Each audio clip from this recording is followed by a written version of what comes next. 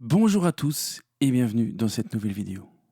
Aujourd'hui et dans cette nouvelle série, nous allons aborder quelques astuces de mixage que l'on pourrait qualifier de classiques.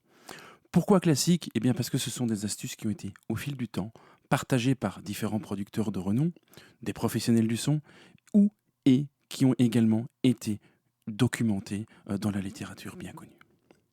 Nous allons donc découvrir ici la première des astuces qui est probablement la plus connue, mais qui a également été utilisée pendant des années et qui l'est toujours aujourd'hui.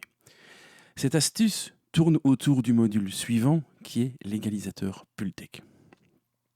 Alors, cet égaliseur Pultec est probablement un des plus connus du marché. On en voit partout, tout le temps, que ce soit au format plugin ou format hardware. Bien que le format hardware soit de plus en plus rare à trouver, il n'est pas rare de le voir toujours présent dans les racks de certains grands studios de renom. Alors la plupart des débutants pensent que cet égalisateur est utilisé sur la voix, la basse, la batterie. Alors effectivement, depuis que c'est au format plugin, eh bien, the sky is the limit. On peut utiliser cet EQ qui a vraiment des courbes particulièrement douces et qui a un son vraiment particulier sur à peu près tout.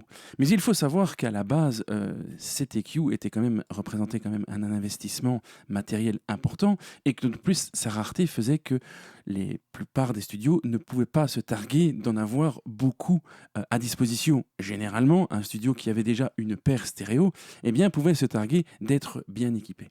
Et alors, lorsqu'on a une seule paire stéréo, eh bien, où est-il le plus judicieux de l'utiliser? Eh bien, dans de nombreux studios, cette paire d'EQ Pultec était utilisée sur le bus master de la console. Pourquoi? Eh bien parce que ces courbes douces et son son un petit peu particulier qui rajoute de la distorsion harmonique grâce au circuit interne que composait le hardware, eh bien donnaient quelque chose, une espèce de glue au mix, mais en plus, et vous allez le voir avec les réglages que l'on a proposés, eh bien permettait de donner au mix plus d'impact et plus d'ampleur, notamment dans les basses et les hautes fréquences.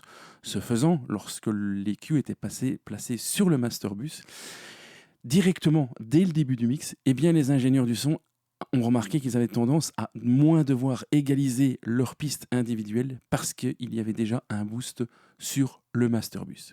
Alors quels sont ces réglages de base? Bien entendu, rien n'est écrit dans la pierre et chaque producteur peut avoir sa marotte. Mais il est plus ou moins admis que les réglages de base traditionnels qu'on utilise le plus souvent, en tout cas sa position de départ, si on peut l'expliquer ainsi, eh bien c'est de choisir le sélecteur pour les basses fréquences de 100 Hz, pour les hautes fréquences de 10 000 ou de 8 000 Hz,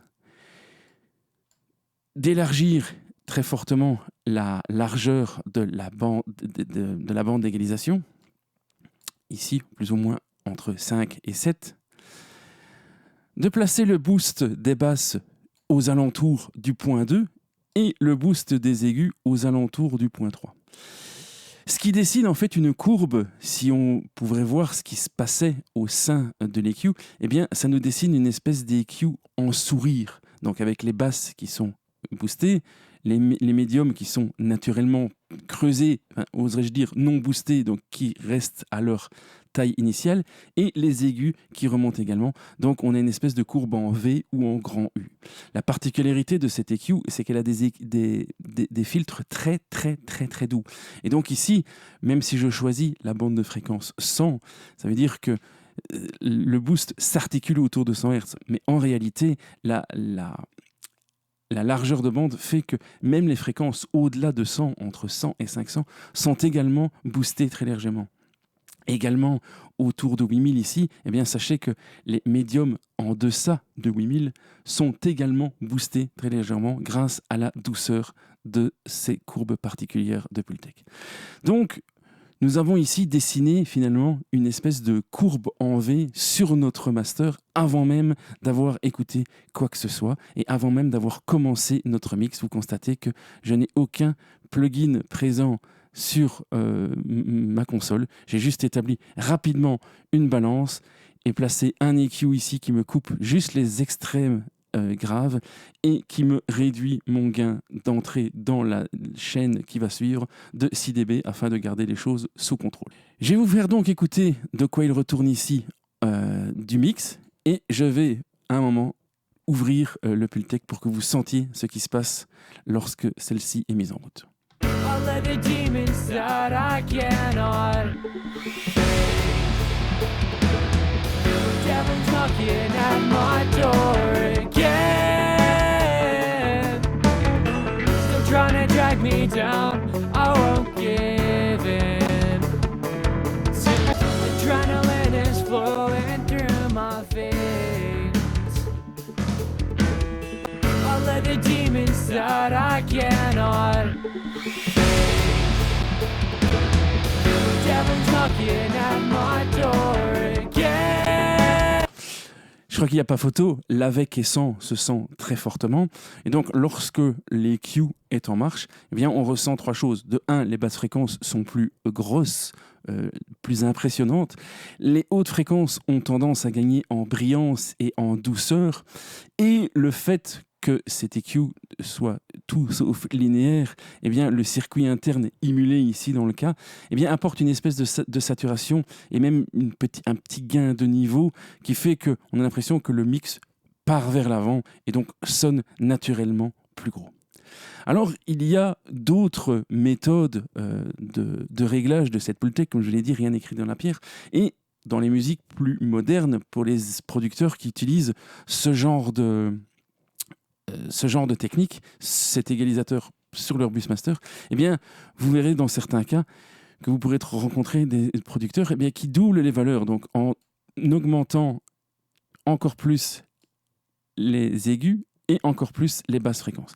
Alors attention ici, la différence avec ce que vous avez entendu avant va vous paraître beaucoup plus flagrante. Alors pourquoi plus flagrante ? Eh bien c'est parce que les réglages sont plus adaptés au morceau. C'est juste que les courbes sont tellement douces qu'il va inévitablement avoir encore plus un effet de gain de volume et donc de gain de niveau. Et donc l'impression de mise en avant va être beaucoup plus forte. C'est pas pour ça que ça sonne mieux, c'est juste que ça sonne dans ce cas-ci plus fort. C'est pas toujours le bon choix, mais je voulais juste vous faire écouter avec les settings, on va dire plus hi-fi, plus moderne, avec encore plus de basse et encore plus d'aigus. Écoutons. All of the demons that I cannot Devil's knocking at my door again Still trying to drag me down, I won't give in Adrenaline is flowing through my veins Difficile de se faire un avis objectif tant le niveau augmente, mais vous avouerez quand même que au niveau de la qualité des aigus et des basses, eh bien le mix sonne déjà beaucoup mieux et sans avoir rien fait du tout, eh bien on a l'impression d'avoir déjà un produit qui est plus fini. On a déjà quelque chose qui ressemble plus à un mix destiné à la radio ou à la distribution. Et donc rien qu'avec le dépôt d'un seul traitement d'effet sur notre Busmaster, eh bien on vient d'améliorer déjà considérablement la qualité de notre mix. Alors, à quel moment faut-il placer ce Pultec sur le Busmaster ? Eh bien, dès le début, j'ai envie de dire, si vous voulez vraiment imiter comment les ingénieurs du son qui utilisent cette technique avec du hardware fonctionnent, eh bien, pour eux, il est tout le temps branché, il est tout le temps sur on, et donc rien que le fait de faire passer quelque chose par leur console reçoit déjà la coloration du Pultec. Donc le Pultec fait partie du son de leur console de mixage. Et donc, si vous voulez imiter ce comportement, eh bien, choisissez vos réglages plus ou moins classiques que vous voulez placer. N'y touchez plus et à chaque mix, eh bien, vous enregistrez ça comme votre preset. Et vous, avant quoi que ce soit, mais vous placez déjà votre Pultec sur votre Busmaster. Alors pour ceux qui ne disposent pas du plugin de ce développeur UAD qui imite l'original, eh bien pas d'inquiétude. En effet, il existe des alternatives sérieuses dans le domaine du gratuit ou en tout cas du moins cher. On va en passer quelques-uns en revue. Et ici, on a le Black Dragon, qui est une simulation faite par le développeur Antres et qui, vous voyez, propose exactement les mêmes boutons. Donc, le choix de la fréquence, le choix de la largeur de bande, le boost des basses fréquences, des hautes fréquences et le boost des basses fréquences. Et bien ici, j'ai réglé exactement de la même façon et nous allons entendre avec et sans pour nous rendre compte de ce qui se passe.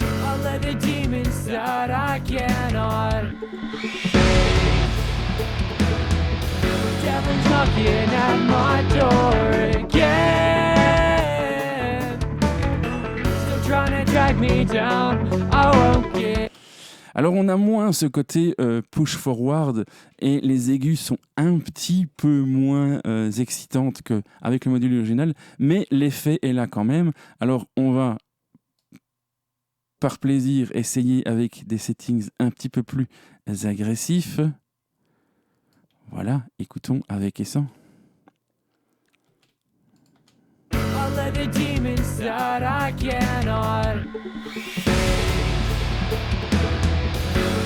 Knocking at my door again,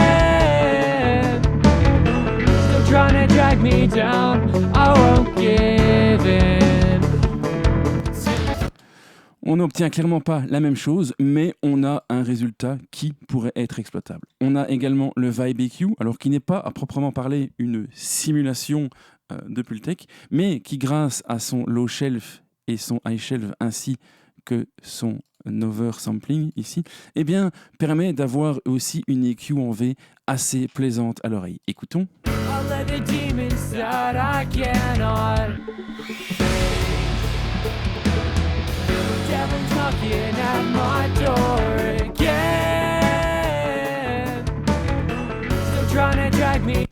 Augmentons un petit peu la portée de nos settings.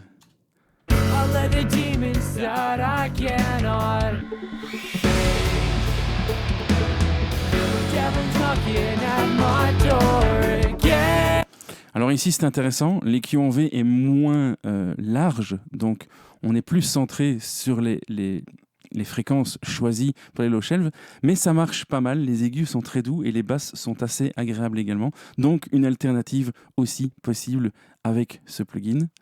Et le dernier que nous allons présenter, alors bien sûr il y en a beaucoup d'autres sur le marché, et il y a aussi également le développeur Ignite Amps qui propose une alternative au Pultec. Écoutons ce que ça donne.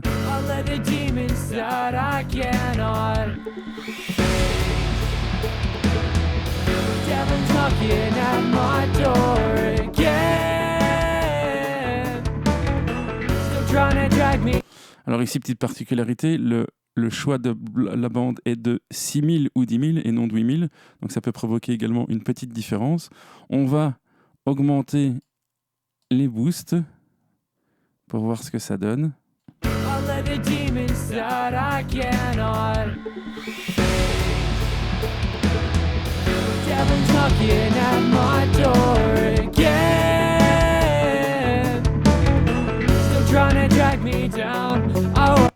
On a quelque chose qui fonctionne pas mal, même si ici, dans le cas, je trouve personnellement que les aigus ont un petit peu moins de classe qu'avec l'original ou encore la Vibe EQ. Voilà, il y a d'autres modèles sur le marché, je ne vais pas tous vous les présenter. Trouvez-vous celui qui vous convient le mieux. Ne vous précipitez pas forcément sur les plugins qui sont parfois coûteux. Essayez avec d'abord vos outils à vous. Le but est donc de dessiner simplement une grande EQ en forme de sourire, en commençant le boost des basses autour de 100 Hz et le boost des hautes fréquences autour de 8000 Hz. Voilà, merci pour votre attention. J'espère que tout ça vous sera bien utile. À la prochaine. Ciao.